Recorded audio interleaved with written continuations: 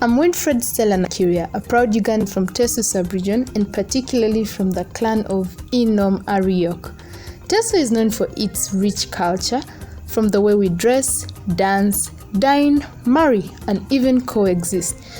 But today, as we explore Teso coexistence, I'll discuss our 7 major clans, their origin and significance in the larger Teso society.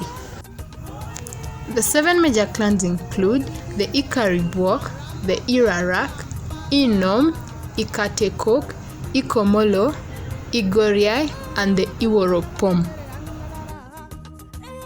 The Ikaruwok are the largest group. The Ikaruwok are great hunters.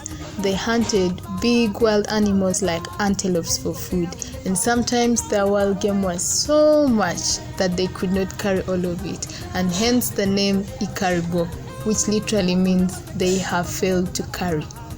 And then we have the Irarak. The Irarak are known as gatherers. The word Irarak comes from a word arara, which means to gather or to pick up.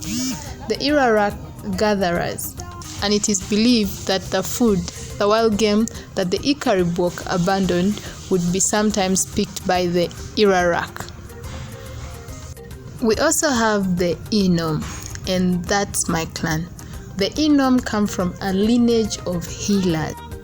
The Inomu were believed to be able to nurse people back to health. With a broken leg, a broken arm, the Inomu were trusted to be able to massage someone back to health. The Ikatekok. The Ikatekok were the peacemakers, also known as the administrators.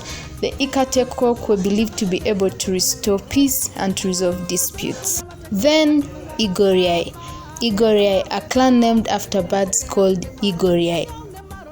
Igoria birds are very good at building their nests. They build their nests in such a way that their young ones are safe.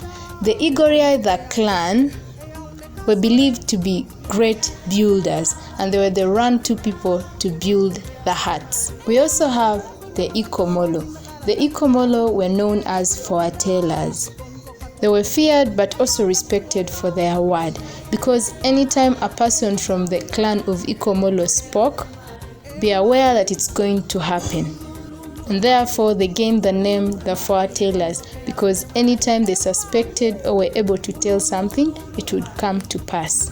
Then we also have the Iworopom.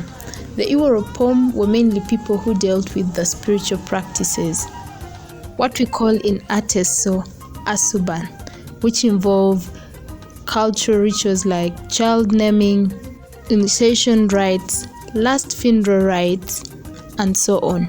These 7 major clans would later break into many more clans, making about a total of 1,556 clans today registered with the Iteso Cultural Union.